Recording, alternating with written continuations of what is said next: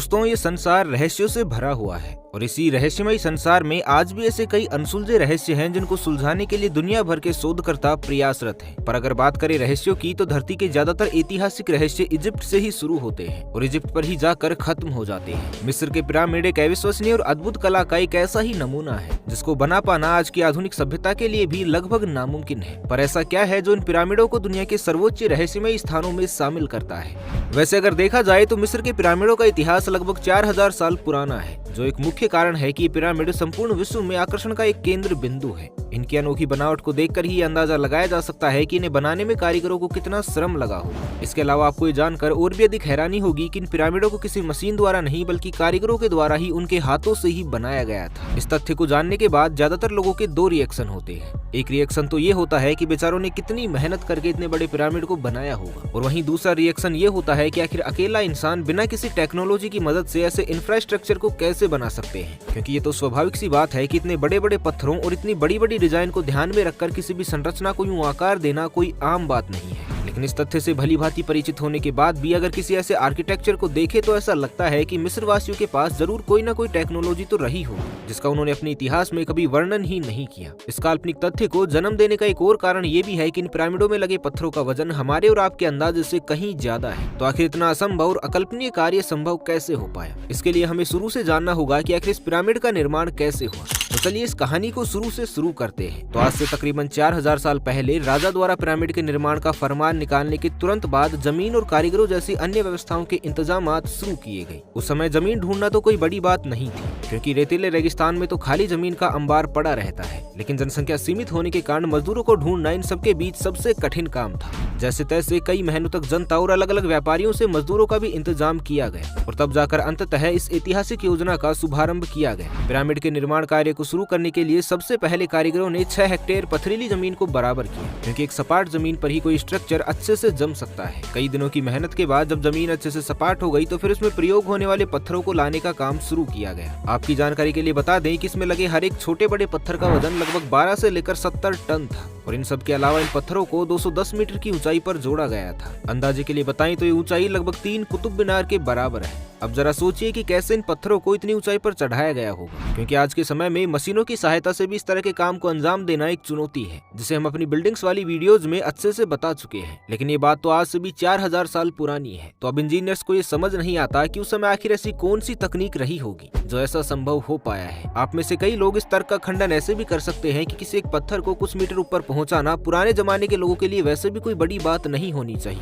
क्योंकि एक तो उनका शारीरिक बल औसत तौर पर आज के इंसानों से कहीं ज्यादा था, और दूसरा ये भी कि जब कई सारे मजदूर एक साथ पत्थरों को खींच रहे होंगे तो उन सभी के प्रयासों से बड़ी ही आसानी से पत्थर ऊपर तक पहुंच गया होगा। लेकिन इस सवाल का जवाब ढूंढते वक्त शोधकर्ताओं के जहन में भी सबसे पहले यही ख्याल आया था कि कई इंसानों का एक साथ मिलकर इसे अंजाम दे पाना तो चलो कोई बड़ी बात नहीं है, पर उनके होश तो तब उड़ गए जब उन्हें पता चला कि इस पिरामिड के पत्थरों में से कई ऐसे ग्रेनाइट भी थे जिन्हें मीलों दूर से लाया गया था, और इवन कुछ को लाने के लिए तो समुद्र को भी पार करना पड़ा होगा। अब अगर आपके पास ऐसा कोई तर्क है कि आप एक लकड़ी की बोट में 12 टन के सामान को ले जा सकते हो, तो ऐसा अविश्वसनीय विचार हमारे साथ कमेंट बॉक्स में जरूर साझा करें। बाकी हमें तो नहीं लगता कि इतना भारी सामान कोई लकड़ी की बहुत सी आम सी नाव संभाल पाएगी। इसके अलावा मजदूरों द्वारा भी किसी 12 से 70 टन के पत्थर को इतनी दूर तक खींचा जाना किसी भी संभावना के दृष्टिकोण में नहीं आता, और इसी वजह से आपके और हमारे साथ पूरी दुनिया को ये समझ में नहीं आ रहा कि आखिर इस पहेली का जवाब है तो है क्या। गौर करने लायक एक और बात ये भी है कि इन पिरामिडों में बड़ी ही बारीकी से काम किया गया है। अब इसे आप कल्पना से परे कहिए या इतिहास की सुंदरता,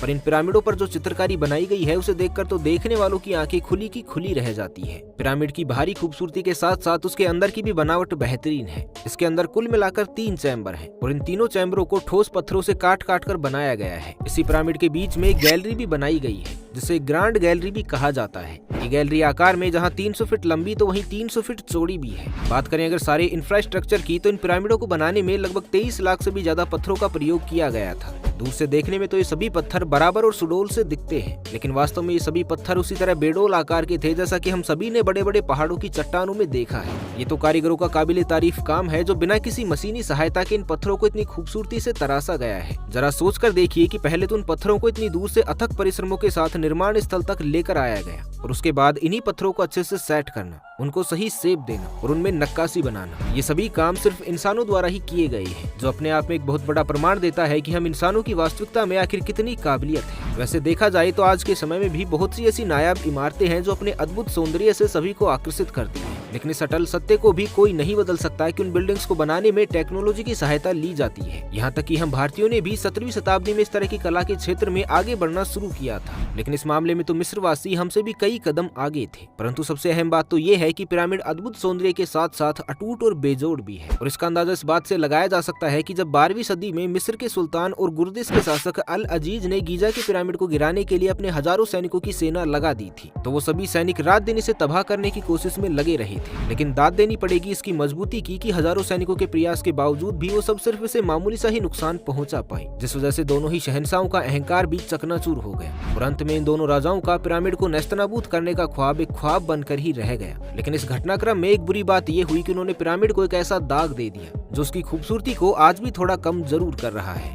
शोधकर्ताओं की माने तो पिरामिड का काम लगभग 23 साल में पूरा हो गया था, और अगर हम पूरा हिसाब लगाते हैं तो इसे बनाने में लगभग 23 लाख से भी ज्यादा छोटे बड़े पत्थरों का प्रयोग हुआ था। अब सुनने में ये समय आपको भले ही अच्छा खासा लग रहा होगा, लेकिन अगर आपको मैथ की एक बेसिक कैलकुलेशन के हिसाब से बताएं तो उस समय के कारीगरों को बिना किसी मशीन के एक पत्थर को रखने के लिए औसतन मोटा मोटा 5 मिनट का वक्त लगा होगा, और ये भी तब है जब अगर उन्होंने 365 दिन लगातार 1 मिनट का भी आराम नहीं किया हो तो। अब इतना तो हम सभी जानते हैं कि 5 मिनट में तो मैगी भी अच्छे से नहीं बनती है, और यहाँ पर तो एक आम कारीगर पूरा का पूरा एक पत्थर ही लगा रहे थे, जिसमें कभी कभी छोटे तो कभी कभी बड़े पत्थरों की भी बारी आती होगी, जो न सिर्फ इस बात को दर्शाता है कि वो सब अपने कार्य में कितने निपुण थे, बल्कि इंजीनियरिंग के मामले में तो आज के डिग्री वालों को भी कंपटीशन देने का दम रखते थे। मिस्र के पिरामिड पर काफी लंबे समय से शोधकर्ता शोध कर रहे हैं, और उनकी रिसर्च के दौरान उन्होंने कई ऐसी अनोखी बातें देखी हैं जो इनकी बेहतरीन कारीगरी को दर्शाती है। जैसे इनके पत्थरों को आपस में इतनी सफाई के साथ इस तरह से जोड़ा गया है कि उनके बीच एक महीन धागे तक का भी गैप नहीं है, और पत्थरों को उनके आकार और रूप के अनुसार इस ढंग से सजोया गया है कि विपरीत दिशा की दीवार का पत्थर भी उसी रंग, रूप और आकार का है।